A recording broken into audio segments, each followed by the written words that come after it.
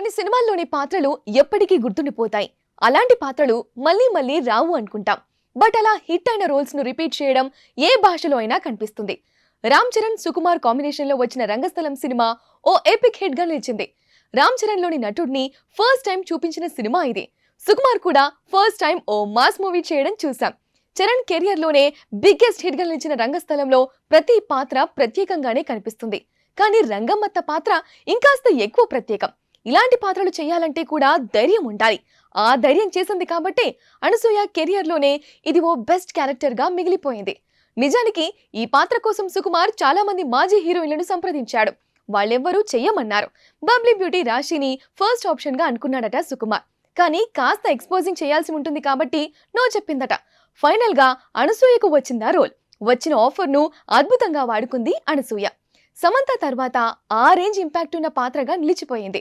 ఇప్పుడు అలాంటి ఇంపాక్ట్ ఉండే పాత్రనే అంజలి కూడా చేసిందంటున్నారు. విశ్వక్ సేన్ హీరోగా నటించిన గ్యాంగ్స్ ఆఫ్ గోదావరి సినిమా ఈ నెల 31న విడుదల కాబోతోంది. ఈ చిత్రంలో అంజలి ఓ కీలక పాత్ర చేసింది. రీసెంట్ గా రిలీజ్ అయిన ట్రైలర్ చూస్తే తన పాత్ర కూడా రంగమ్మత్తను పోలి ఉంది. విశేషం ఏంటంటే ఈ పాత్ర పేరు కూడా రంగమ్మత్తలాగా రత్నమాల అని పెట్టారు. సినిమాలో కూడా అలాగే ఉంటుందట.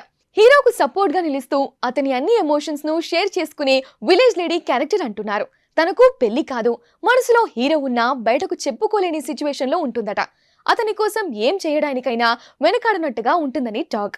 ఓ రకంగా పాత్రంతా రంగమ్మత్తనే పోలి ఉన్నా చివర్లో ఓ పెద్ద ట్విస్ట్ ఈ పాత్ర ద్వారా ఉంటుందని, అది హీరోను డామినేట్ చేస్తుందంటున్నారు. ఇక గ్లామర్ పరంగానూ అనసూయను పోలి ఉంటుందట. ప్రస్తుతం తెలుగులో అంజలికి ఎలాగూ హీరోయిన్ క్యారెక్టర్స్ ను ఎవరూ ఇవ్వడం లేదు. అందుకే ఇలాంటి డిఫరెంట్ రోల్స్ తో తనదైన ముద్రను వేయాలనుకుంటోందట. అటు కోలీవుడ్ లోనూ పరిస్థితి అంతంత మాత్రంగానే ఉంది. అందుకే రంగమత్త పాత్ర లాంటి ఇంపాక్ట్ ఉంటుందని తెలిసినా రత్నమాలగా నటించేందుకు ఓకే చెప్పిందట. మరి రత్నమాల పాత్ర అంజలి కెరియర్ లో ఎలాంటి మార్పులు మలుపులు తెస్తుందో చూద్దాం. గ్యాంగ్స్ ఆఫ్ గోదావరి సినిమా విషయానికి వస్తే ఇది 1990ల నేపథ్యంలో సాగే రూరల్ డ్రామా. ఆ కాలంలో నడిచిన ఇసుక మాఫియా నేపథ్యంలో ఉంటుందట. ఆ ఇసుక వ్యాపారంతో ఎదిగిన వాళ్ళ మధ్య రాజకీయ నాయకులు పెట్టిన చిచ్చు వల్ల ఇలాంటి సంఘటనలు జరిగాయి.